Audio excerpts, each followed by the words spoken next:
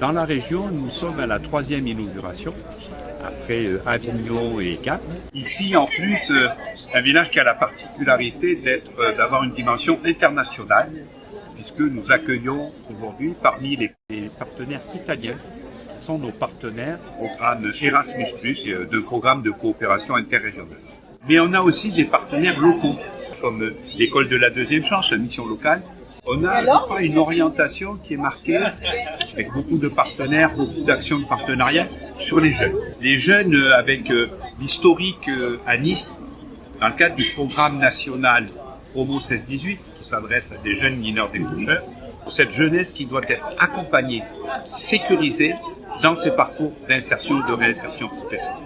Un de nos objectifs s'énonce comme étant zéro gâchis de talent. La formation ne suffit plus, l'accompagnement ne suffit plus. Il y a des thématiques qu'on a mis en place sur ce village qui sont la santé, le logement, la parentalité, la transition numérique, la mobilité et l'entreprise. Le village est à l'intérieur du centre de formation et on a 3 lieux symboliques et qu'on utilise pour le village, donc l'espace village qui est derrière nous, un bureau de permanence pour les partenaires qui viennent sur des permanences pour répondre aux demandes de nos stagiaires, nos futurs stagiaires, nos anciens stagiaires ou des gens du quartier aussi qui peuvent avoir des demandes avant d'entrer en formation.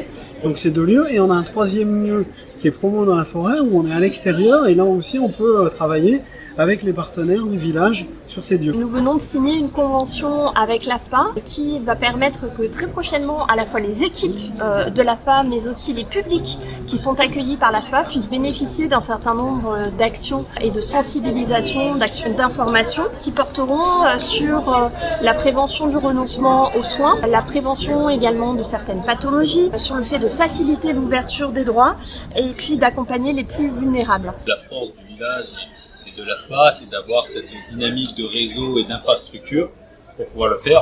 Par exemple, nous sommes une petite entité avec une petite structure, on ne pourrait pas organiser cela. Donc, d'où l'importance d'avoir des partenaires qui le permettent. Quelque part, c'est un enjeu commun qui est aussi soutenu et porté par des valeurs que l'on partage, parce que justement, on peut se rendre compte dans le village, on apprend à se connaître.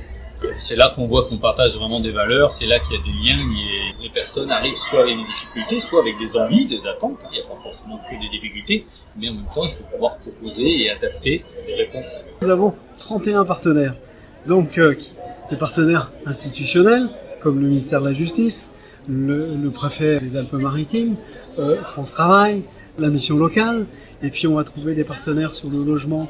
C'est un repère, le village, c'est l'église au milieu du village, c'est vraiment ce village des solutions.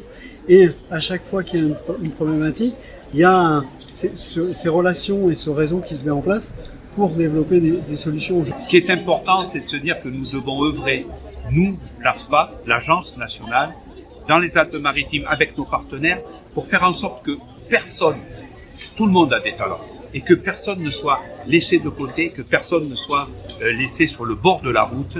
On doit parvenir à lever tous les freins et tous les obstacles pour l'inclusion sociale et la réinsertion professionnelle et atteindre cet objectif qu'il y ait zéro gâchis de talent.